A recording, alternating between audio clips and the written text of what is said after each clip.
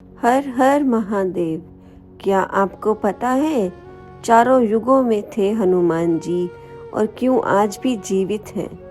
चारों युग प्रताप तुम्हारा, हे प्रसिद्ध जगत उजियारा।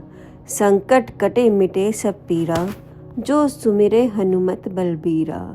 अंत काल रघुवर पुर जाई, जहाँ जन्म हरि भक्त कराई। और देवता चित न धरहि, हनुमत से ही सर्व सुख करहि। चारों युग में हनुमान जी के ही प्रताप से जगत में उजियारा है। हनुमान को छोड़कर और किसी देवी देवता में चित्त धरे की कोई आवश्यकता नहीं है, क्योंकि आज भी हनुमान जी हमारे बीच इस धरती पर सशरीर मौजूद हैं। हनुमान जी इस कलयुग में सबसे ज़्यादा जागृत और साक्षात हैं। कलयुग में हनुमान की भक्ति ही लोगों को दुख और संकट से बचाने में सक्षम है। बहुत से लोग किसी बाबा, देवी देवता, ज्योतिष और तांत्रिकों के चक्कर में भटकते रहते हैं, क्योंकि वह हनुमान जी की भक्ति शक्ति को नहीं पहचानते। ऐसे भटके हुए लोगों का राम ही भला करे। मारुति नंदन सतयुग, त्रेता, द्वापर और कलयुग में कब कब कहाँ और किस किस स्वरूप में किन लोगों के समक्ष प्रकट हुए, यह जानते हैं। सतयुग, आप सोच रहे होंगे हनुमान जी तो त्रेता युग में हुए, फिर सतयुग में वे कैसे हो सकते हैं? इसका जवाब है कि इस युग में पवन पुत्र भगवान श्री शंकर के स्वरूप से विश्व में स्थित थे।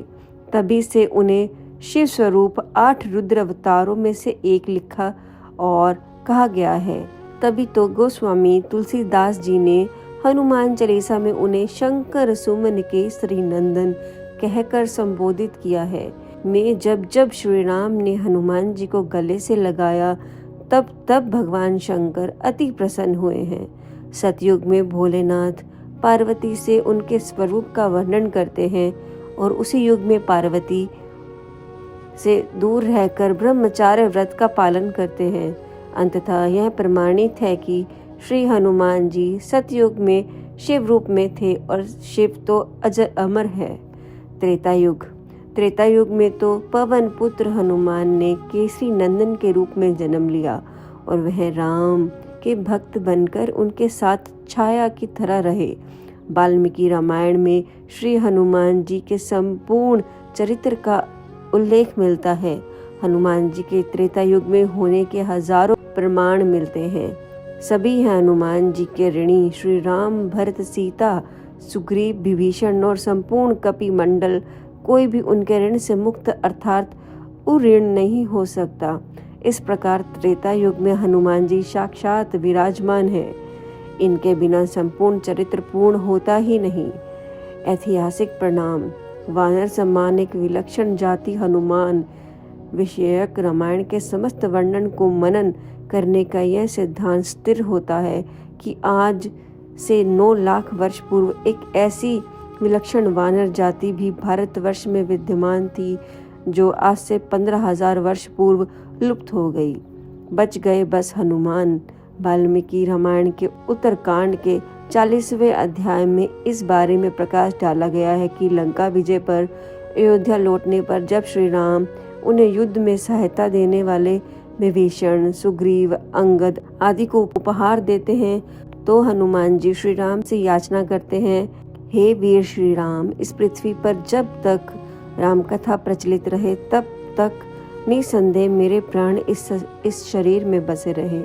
इस पर श्री राम उन्हें आशीर्वाद देते हैं, हे कपिश्रेष्ठ, ऐसा ही होगा, इसमें संदेह नहीं। संसार में मेरी कथा जब तक प्रचलित रहेगी तब तक तुम्हारी कीर्ति अमिट रहेगी और तुम्हारे शरीर में प्राण भी रहेंगे। जब तक यह लोक बना रहेगा तब तक मेरी कथाएं भी स्थिर रहेंगी। द्वापर युग में हनुमान जी भीम की परीक्षा लेते हैं। इसका बड़ा ही सुंदर प्रसंग है। महाभारत में प्रसंग है कि भीम उनकी पूंछ को मार्ग से हटाने के लिए कहते हैं, तो हनुमान जी कहते हैं कि तुम ही हटा लो, लेकिन भीम अपनी पूरी ताकत लगाकर भी उनकी पूंछ नहीं हटा पाते हैं। दूसरा प्रसंग अर्जुन से जुड़ा है। अर्जुन के रथ पर हनुमान जी के विराजित होने के पीछे भी कारण है। एक बार किसी तीर्थ में अर्जुन का हनुमान जी से मिलन हो जाता है। इस पहली मुलाकात में हनुमान जी से अर्जुन ने कहा, अरे राम और रावण के युद्ध के समय तो आप थे। हनुमान जी, हाँ। तभी अर्जुन ने कहा, आपके स्वामी श्री राम तो बड़े ही श्रेष्ठ धनुषधारी थे, तो फिर उन्होंने समुद्र पार जाने के लिए पत्थरों का सेतु बनवाने की क्या आवश्यकता थी?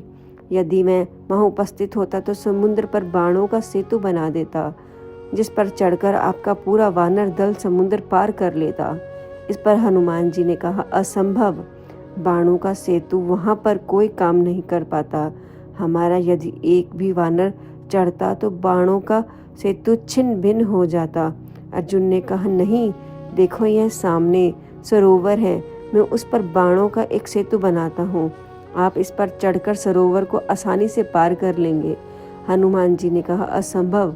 तब अर्जुन ने कहा, यदि आपके चलने से सेतु टूट जाएगा तो मैं अग्नि में प्रवेश कर जाऊंगा, और यदि नहीं टूटेगा तो आपको अग्नि में प्रवेश करना पड़ेगा। हनुमान जी ने कहा, मुझे स्वीकार है, मेरे 2 चरण ही इसने झेल लिए तो मैं हार स्वीकार कर लूंगा। तब अर्जुन ने अपने प्रचंड बाणों से सेतु तैयार किया। जब तक सेतु बनकर तैयार नहीं हुआ तब तक तो हनुमान अपने लघु रूप में ही रहे, लेकिन जैसे ही सेतु तैयार हुआ हनुमान जी ने विराट रूप धारण कर लिया। हनुमान जी राम का स्मरण करते हुए उस बाणों के सेतु पर चढ़ गए। पहला पग रखते ही सेतु सारा का सारा डगमगाने लगा, दूसरा पैर रखते ही चरमराया और तीसरा पैर रखते ही सरोवर में जल में खून से खून हो गया। श्री हनुमान जी सेतु से नीचे उतर आए और अर्जुन से कहा कि अग्नि तैयार करो। अग्नि प्रज्वलित हुई और जैसे ही हनुमान जी अग्नि में कूदने चले वैसे भगवान श्री कृष्ण प्रकट हो गए और बोले, ठहरो। तभी अर्जुन और हनुमान उन्हें प्रणाम किया। भगवान ने सारा प्रसंग जानने के बाद कहा, हे हनुमान, आपका तीसरा पग सेतु पर पड़ा। उस समय मैं कछुआ बनकर सेतु के नीचे लेटा हुआ था। आपकी शक्ति से आपके पैरों के रखते ही मेरा कछुआ रूप में रक्त निकल गया। यह सेतु टूट तो पहले ही पग में जाता, यदि मैं कछुआ रूप में नहीं होता।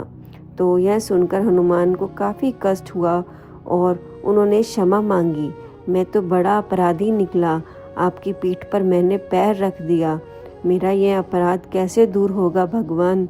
तब श्री कृष्ण ने कहा, यह सब मेरी इच्छा से हुआ, आप मन खिन्न मत करो, और मेरी इच्छा है कि तुम अर्जुन के रथ की ध्वजा पर स्थान ग्रहण करो।